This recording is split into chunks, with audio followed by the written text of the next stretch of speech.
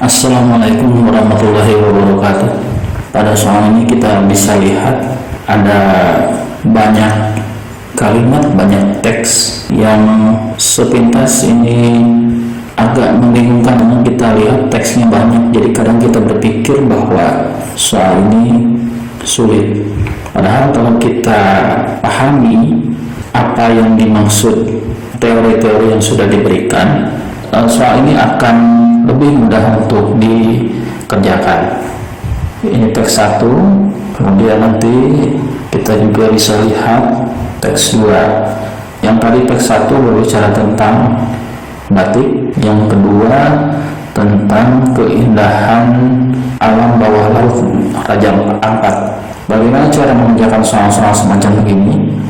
Mari kita pelajari. Dimulai dari materi. Jadi yang pertama harus kita pelajari adalah materinya. Baca dulu materinya, pahami materi yang sudah diberikan. Jangan langsung mengerjakan soal tanpa kita baca dan pahami apa yang ada dalam materi.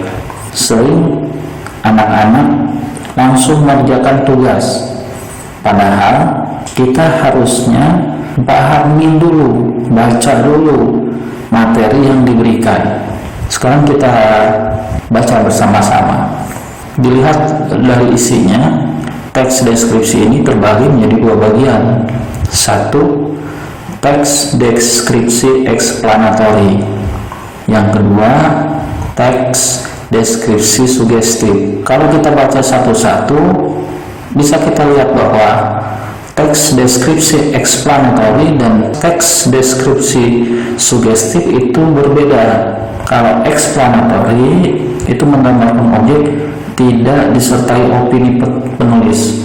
Jadi kita pahami bahwa teks deskripsi adalah teks yang berusaha untuk menggambarkan, menjelaskan, melukiskan sesuatu sesuai dengan panca indera. Namun nanti ada tambahan dalam bentuk opini. Ada juga yang tidak.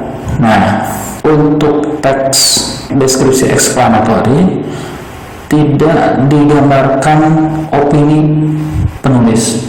Biasanya opini penulis itu sesuatu yang bersifat sugestif, sesuatu yang membawa kita atau mengajak kita untuk berpikir atau merasakan apa yang diinginkan oleh si penulis. Nah, kalau dalam teks eksplanatori itu tidak nampak. Jadi penulis hanya menggambarkan apa yang terjadi pada teks itu, menggambarkan saja. Kemudian kalau yang teks deskripsi sugestif, nah baru ini apa interpretasinya, apa tanggapan si penulis terhadap apa yang dia tulis. Nah, kesan-kesan apa yang dia ingin tampilkan kepada pembacanya. Nah, ini termasuk dalam teks deskripsi sugestif. Jadi opini penulis disertakan dalam penggambaran objek. Demikian. Sekarang kita baca teks 1. Itu teks 1. Teks 2. Sekarang kita kembali ke soal pertama. Setelah kita pahami teks tersebut tentang batik Megamendung, jadi si penulis hanya menggambarkan apa yang dia lihat, apa yang dia tanggapi, hasil tanggapan dia tentang batik Megamendung ini. Dia gambarkan bentuknya seperti ini, kemudian motifnya bagaimana, kemudian apa yang dia ketahui tentang nilai sejarah dan filosofisnya. Nah, jadi teks ini tidak memberikan sugestif, tidak ada unsur sugestifnya, sehingga dapat kita ketahui bahwa teks 1 adalah teks deskriptif eksplanatori. Kalau teks 2 ini sama-sama menggambarkan keindahan, cuma yang kedua ini tentang keindahan alam bawah laut Raja Ampat.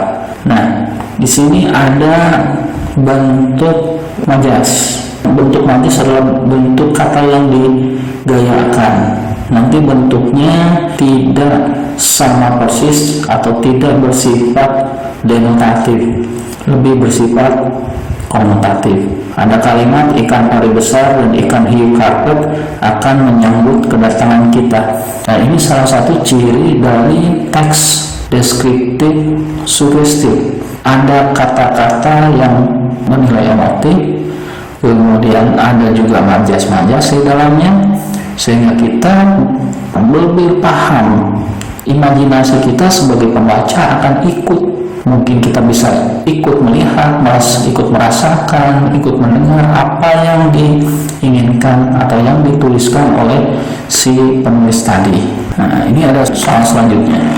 Nah, pertamanya, paragraf tersebut merupakan jenis teks deskripsi karena, untuk menjawab soal ini kita harus ingat definisi dari teks deskripsi.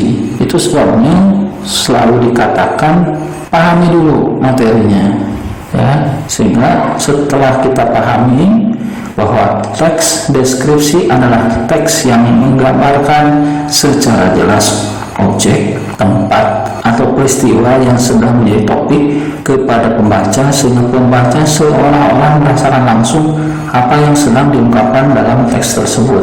Nah, teks yang tadi itu bicara tentang burung penguin. Burung penguin ini kan yang digambarkan begini, dan kembali pada definisinya. Jadi si teks deskripsi ini menggambarkan secara jelas objeknya, tempat, dan sebagainya. Detail, ada rincian yang menggambarkan. Yang digambarkan apa? Burung penguin. Jadi, mengapa ini disebut teks deskripsi? Apa inti dari teks tersebut? Ya, berarti intinya adalah teks tersebut berisi detail burung penguin dewasa, karena yang dibicarakan adalah burung penguin dewasa. Nah, untuk soal selanjutnya silahkan perhatikan video berikut, lalu kalian simak, lalu jawab pertanyaannya nanti. Setelah kalian simak, berdasarkan video tersebut, manakah yang termasuk teks deskripsi? Jika kita mengubah gambar tersebut menjadi teks deskripsi, tulisan yang tepat adalah A. Kucing rumah atau kucing domestik, Felis silvestris adalah sejenis mamalia karnivora dari keluarga Felidae. Kata kucing biasanya merujuk pada kucing yang telah dijinakkan, tetapi bisa juga merujuk pada kucing besar seperti singa, harimau, dan macan. B. Kucing itu kuberi nama Kenzu, hidungnya kecil dan kumisnya panjang. Matanya berwarna hijau kekuningan dan sangat lucu ketika dia terkejut sambil membuka mata lebar-lebar. C. Hai, namaku Jiku. Aku adalah seorang putri yang disihir oleh seorang nenek sihir menjadi kucing. Aku sedang menunggu pangeran yang akan mengubahku menjadi putri kembali. D. Seorang pemulung di Kabupaten Bantul tetap menebar kebaikan kepada makhluk ciptaan Tuhan, bukan saja kepada manusia. Pria bernama Sugiarto ini juga rela mengobati dan memberi makan kucing-kucing yang ditemuinya di jalan saat ia memulung sampah. Sudah puluhan kucing saya beri makan. Ada juga yang luka karena berkelahi atau tertabrak kendaraan. Semua saya kerjakan dengan senang hati, ucapan Pak Sugiharto. Setelah kita lihat video tadi, harus kita ingat lagi pengertian teks deskriptif. Kalau pilihannya yang A, yang pertama, kucing rumah atau kucing domestik, Felis silvestris adalah jenis mamalia karnivora dari keluarga Felidae dan seterusnya. Hampir mirip, sama-sama menggambarkan, tetapi kalau teks deskriptif itu objeknya lebih khusus, lebih individual. Yang dibicarakan kucing, tapi nanti lebih individual, lebih khusus, bukan bicara tentang kucing secara umum. Kalau yang ini, yang dibicarakan adalah kucing secara umum, kucing rumah atau kucing domestik. Ini termasuk dalam teks yang lain.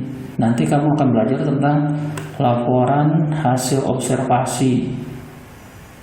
Nah, itu teksnya semacam begini, bicara secara umum. Digambarkan misalnya pertama tentang gajah, kemudian nanti gajah dijelaskan lagi jenis-jenisnya begini-begini, kemudian nanti perbedaannya begini. Nah, itu bicara secara umum. Ini bukan jenis teks deskriptif. Lalu nanti ada yang pilihan C, hai namaku Jiku, aku seorang putri yang disihir, dan seterusnya. Teks ini termasuk dalam bentuk teks yang lain, karena ini adalah teks narasi. Teks narasi nanti ada tokohnya, sama kita lihat misalnya tokohnya sama kucing, tetapi nanti ada unsur sebab akibat, ada unsur yang lain yang bersifat khayalan, dan nanti ada alur cerita di dalamnya.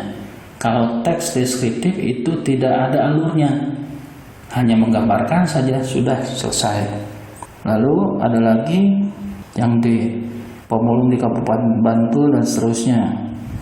Ini bentuknya seperti sebuah berita, teks berita, explanatory nanti bentuknya. Berbeda ya.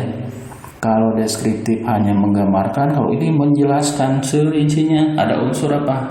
5W1H, atau dalam bahasa Indonesia diksi mbak, apa, di mana, kapan, siapa, mengapa, bagaimana. Nah itu. Jadi untuk saat ini jawabannya adalah kucing itu kuberi nama Kenzo, hidungnya dan seterusnya. Mengapa? Setelah kita tonton, lalu kita deskripsikan, kita gambarkan apa yang kita lihat, apa yang kita rasakan dari video tersebut. Demikian. Barangkali itu penjelasan tentang soal-soal bahasa Indonesia ulangan pertama pada hari kemarin. Mudah-mudahan kalian semakin memahami betapa pentingnya membaca materi, betapa pentingnya membaca teorinya dulu. Setelah dipahami, baru kamu akan bisa mengerjakan teks soalnya. Demikian. Mudah-mudahan video ini bermanfaat. Assalamualaikum warahmatullahi wabarakatuh.